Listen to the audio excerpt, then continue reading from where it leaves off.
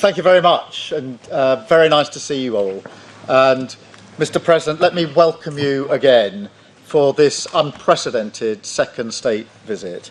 And it's a great pleasure for me personally to welcome you to my home from home here at Chequers. And thank you very much for taking the time to say hello to the staff, who are absolutely, they've done a brilliant job, and they've been preparing for weeks. And it's really so good to have you here. So thank you so much. You are among friends, and I think we all agree there's so much to celebrate in the special relationship between our two countries. By standing together in war and in peace, this bond is the very foundation of our security, our freedom, and our prosperity. But what is the relationship all about when it comes down to brass tacks? It comes down to leaders, of course, leaders who respect each other, leaders who genuinely like each other. And it comes down to our unique relationship on defence, the closest the world has ever seen. It comes down to the connections between our people, ties of family and friendship. The President himself is a shining example of that. But it also comes down to business, to all of you here, and thank you so much for coming here this afternoon. It's fantastic to have you with us as the best evidence of that people-to-people, business-to-business relationship that thrives in the special relationship. In so many ways, this story is a story about enterprise. The US is our single biggest, largest trading partner. Companies like BP, GSK, Rolls-Royce and AstraZeneca employ thousands of people in the United States. American companies like Microsoft, Citigroup, Boeing, Amazon and Blackstone do the same here. Together, we support over 2.5 million jobs across both economies. So this relationship is embodied in each and every one of you here today. We have, if you like, the great and the good of British and American business sitting with us. Leading lights in tech like Jensen, Ruth, Demis and Satya. Finance, Jane, Larry and Steve. And of course in pharma, in defence, energy and manufacturing. It is really great to see you all again, I should say, because of course we were together yesterday and we know each other very, very well, which is exactly as it should be. And just look at what we're achieving today together. The deals and investment that you're announcing today break all records. What a day. £250 billion flowing both ways across the Atlantic. It is the biggest investment package of its kind in British history by a country mile. So thank you so much for your contribution on your part in that as the embodiment of that special relationship. And let me spell out what that means. It means life-changing investments across the United Kingdom. It's expected to create 15,000 jobs in Belfast, in Birmingham, Hartlepool, the Humber and well beyond. It means thousands of working people will feel and will be better off. And it shows the potency of this partnership. US capital and entrepreneurial spirit combined with British ideas and ingenuity. The UK is one of the world's largest economies. Maybe not quite on the scale of the United States, I concede, but my word, we punch above our weight. And we lead the world in expertise on quantum, on AI, life sciences, financial services and more. We have the only trillion-dollar tech sector in the West, outside of the US, again, I caveat. We have the best investment, the best universities, the most Nobel Prizes, and we have Demis here, outside the US. That's what we bring to the table, and we are proud of it. That's why we both benefit from this incredible relationship. Look at the economic prosperity deal that we struck back in May. It was the first trade deal that the President made. And yes, it was the best deal as well. We have the lowest tariffs in the world in vital sectors, and that is some achievement. It was a tough negotiation, but we did it for a reason, because it's a win for both sides, and because we knew that by working together, we could deliver more for working people. We could help the businesses here today to thrive, and help you create good, well-paid jobs in communities up and down our country. And ultimately, that is the test of the special relationship. How much it delivers for honest, hard-working people to make them safer and better off. We've already taken a big steps forward, and we're going further today, much further. In a moment, the President and I will sign our groundbreaking new technology partnership, the Tech Prosperity Deal. It's a blueprint to win this new era together, shape it according to our shared values, and seize the incredible opportunities that are on offer. I want to thank all of you for supporting this vision. We have huge new investments from Nvidia, Nscale, OpenAI, Google, Salesforce, and many more, backing cutting-edge British jobs for years to come. And of course, tech needs energy. So to fuel this revolution, we've struck a new deal on civil nuclear power. We discussed this, Mr. President, last time we were together, and the opportunities we had. Generating energy for millions of homes and businesses, driving down bills on both sides of the Atlantic, and driving up energy security. So I want to thank everybody here for supporting this too, with brilliant job-creating investments from Momentum and others, including building up to 12 advanced nuclear reactors in the northeast. So this is a great day for the special relationship, a celebration of what has gone before, of course, but more than that, a moment to deliver investments, jobs and deals which will improve people's lives now and light up the special relationship for years to come. So thank you all. And now it is my pleasure to hand the floor to my friend, our friend, President Trump. Thank you very much. Thank you. And great job.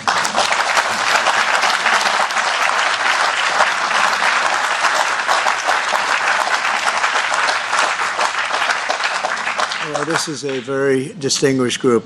I can tell you that's what I do for a living. It was before politics. I would have to deal with you, and you are the best. You're the best in the world, and you're here. And it's an honor to have all of these great leaders. Really an honor. But I'm sincerely grateful to Prime Minister Starmer and Lady Starmer for welcoming us to this very special home, this beautiful place. And I was here a number of years ago, but somehow today it looks even better, even more beautiful, and even more historic. Melania and I are forever thankful to His Majesty King Charles III and Her Majesty Queen Camilla. We had a fantastic evening last night. But the exquisite honor of a second official state visit, the first ever, it's the first time it's ever been done, was, really was an honor. Such great history, and to think it's a first. It's always nice to have a first. But the ties between our countries are priceless, and it's really an inheritance. It's a beautiful inheritance. Today we're making those ties closer than ever before. We've done some things that financially are great for both countries, and we work together, and it keeps us together, and I think it's an unbreakable bond we have, regardless of what we're doing today. I think it's unbreakable. But this is very big, and I want to thank all of the incredibly talented business leaders, the best in the world, biggest in the world, here this afternoon for investing in the Anglo-American Alliance, and you personify an important part of the unique national bond and really a world bond. What you've done is incredible. Our two countries do a great deal of business together. $340 billion last year was the number. In May, the United Kingdom became the first country to make a trade deal with the United States during my second term, and we sort of wanted to make it the first because the bond is so strong and the relationship so long. That agreement will create billions of dollars in opportunities for American farmers to sell their products into the UK, reduce barriers to trade, and give the U.S. manufacturers better access to the UK's world-class aerospace supply chain, which is really is world-class. A lot of people don't understand it, the importance of that particular asset that you have. It's a beautiful job you've done. There's no more natural partnership in the world. Together, we're building up the industrial capacity of both of our countries, which is crucial to our defense.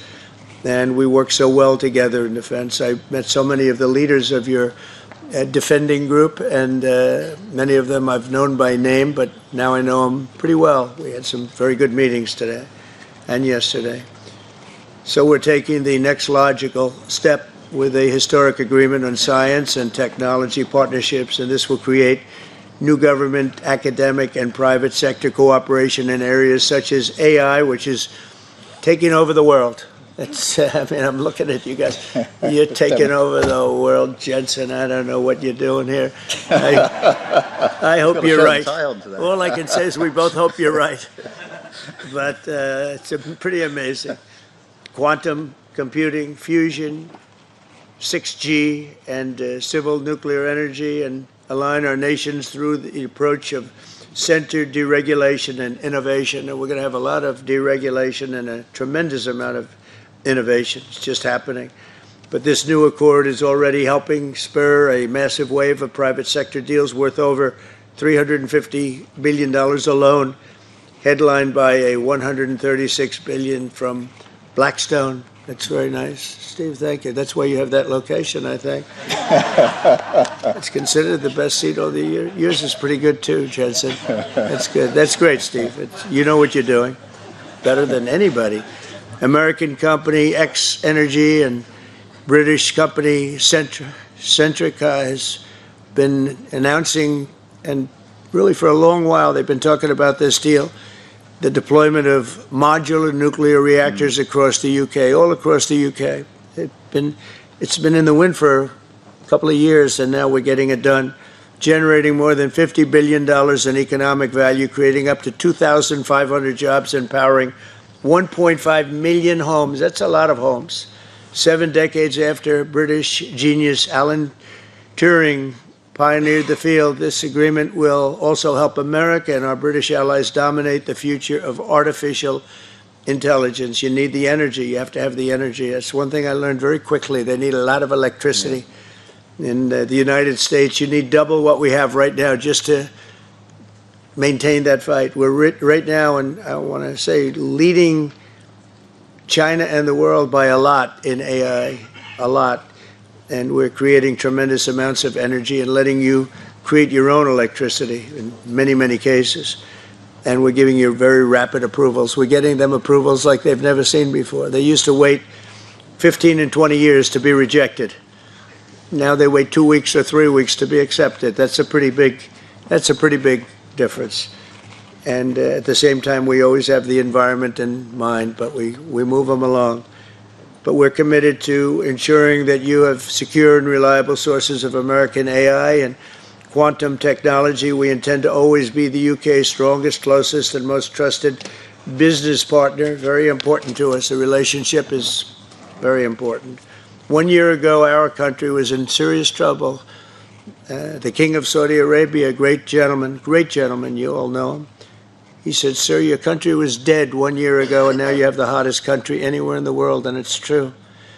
We'll have more than $17 trillion invested in our country this year, 17 trillion, which is many, many times what we had last year, and we're only in our just about almost 9th month, it's moving along quickly. It's amazing. I was saying we're in our 3rd month, our 4th month, our 5th month, but we're at, it's going to be over $17 trillion. No country has ever had anything like that, even close. GDP last quarter was 3.3%. Despite all of the things we're doing, one of the things we're doing, which I'm very proud of, is the border. We now have a totally closed border, totally secure for 3 months. 0 people came into our country, bad people. And they come in, but they have to come in legally. We have a great process going. And inflation is virtually non-existent. As you know, we're taking in trillions of dollars from tariffs, and they've been so incredible for our country, so incredible. We're keeping our companies happy. We're keeping them solid and sane, and they're very, very thrilled at what's happened. They can't even believe it. And we've never seen investment like this. Without the tariffs, we would have just a fraction of that. And we're really the only one that can do tariffs. Nobody else is able to do them. With us, it works because people have to be there. But we've slashed 30-year-old regulations. And as you know, in my first term, we had a very successful first term. We had the greatest economy in the history of our country. And we had the biggest regulation cut in the history of our country. And now we're doing it again. We're slashing them at a level that is even beyond what we did in the first term. The first term, we did more regulation cutting by 4 times at any other time that any other country has done or that we've done. And we think we're going to exceed that this time. And we'll have regulation, but it'll be sane regulation. It'll be regulation that allows you to compete and do your thing, or regulations that you're able to get around and do things and you no longer have that regulation. But we slashed regulations at a level that's never been done before, and we're doing it at the same level right now. I recently signed the largest tax cuts in our country's history, and the bill includes a 100% expensing for investments in equipment and factories. Nobody's ever seen anything like that, and it lasts for a 10-year period, so it's going to be there for a while. But the countries and companies are coming into our country for the expensing aspect of the bill. It was in I call it the big, beautiful bill, the great, big, beautiful bill. We got so much, the largest bill ever passed in the history of our country. In fact, so big that we really don't have to pass too much anymore. We can just do this for 4 years, implement. You know, I like to implement because the bills are wonderful, but you have to implement. But the expensing is going to be the reason, I think, that bigger than anything else, when you have 1 year expensing, you can write everything off in the first year, including structure. So you didn't even have that in the first bill. I think it was the biggest factor in the first bill why it led to such growth. And this is actually a better form of expensing, and it's actually more significant. So today, America is strong. Our economy is, I think, potentially the strongest it's ever been. We'll see very soon those big places that are being built all over the country. Car companies are moving in. AI is moving in. Everybody's coming in. They all want to be here. The drug companies are coming back. They all want to be there. They sort of have to be there, but they want to be there. But with this agreement, our cherished friendship with the United Kingdom is getting stronger and stronger. And again, I want to thank the Prime Minister. He worked very hard on this and getting this deal done. This is long in the making. They've been talking about it for a long time, and we got it done. And it's a real honor to be with you. And thank you very much. Thank you.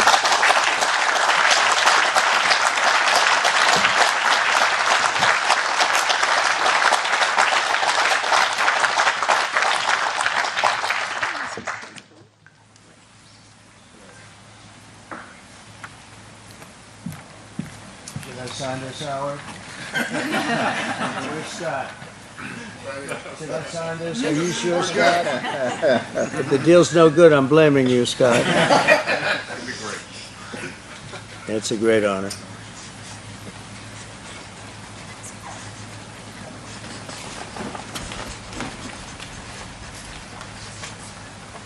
Thank you. Let's flip over.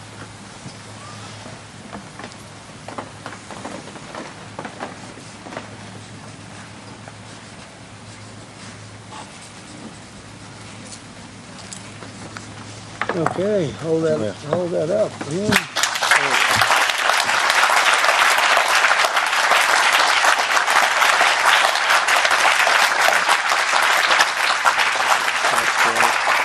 Secondary this time.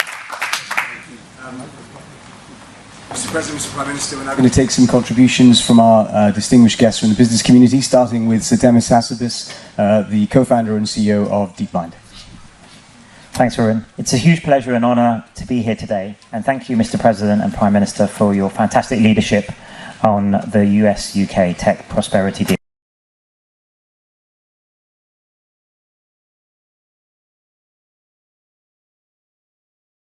At Chequers in Buckinghamshire, President Donald Trump and Prime Minister Keir Starmer came together for an event with leading business figures from both the United States and the United Kingdom.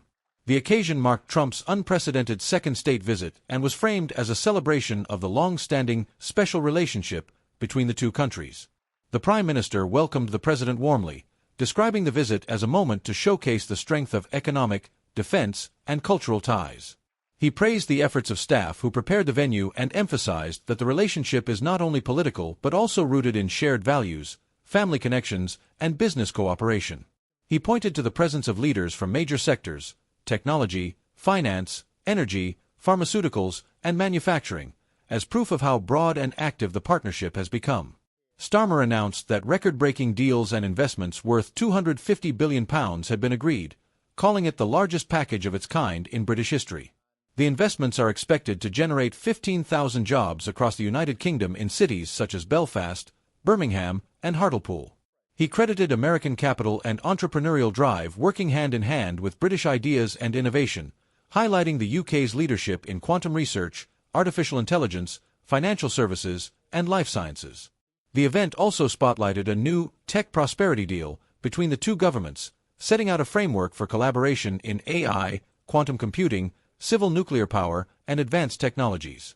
Starmer noted that companies like Nvidia, Google, Salesforce, and OpenAI were committing major resources to Britain's tech sector, ensuring thousands of high-skilled jobs for years ahead. He also revealed plans for up to 12 advanced nuclear reactors to be built in the northeast of England as part of a new energy agreement. President Trump, in his remarks, described the transatlantic bond as unbreakable and praised the business leaders present as some of the best in the world. He pointed out that bilateral trade had reached $340 billion in the previous year and said the UK was the first country to strike a trade deal with his administration during his second term. That agreement, he explained, opened new opportunities for American farmers, reduced barriers for manufacturers, and deepened cooperation in aerospace. Trump went on to highlight the economic strength of the United States, citing new regulations cuts, tax reforms, and an unprecedented surge in investment. He linked these domestic policies to the wider partnership with Britain, arguing that deregulation and innovation would drive prosperity on both sides of the Atlantic. He also stressed the importance of ensuring secure and reliable energy sources to fuel growth in emerging fields like AI and quantum technology. Both leaders framed the day's announcements as a victory for ordinary working people, promising more jobs, lower energy costs, and safer communities as a result of this renewed cooperation. The event concluded with the signing of the new technology and energy agreements, which were hailed as milestones in the Anglo-American alliance.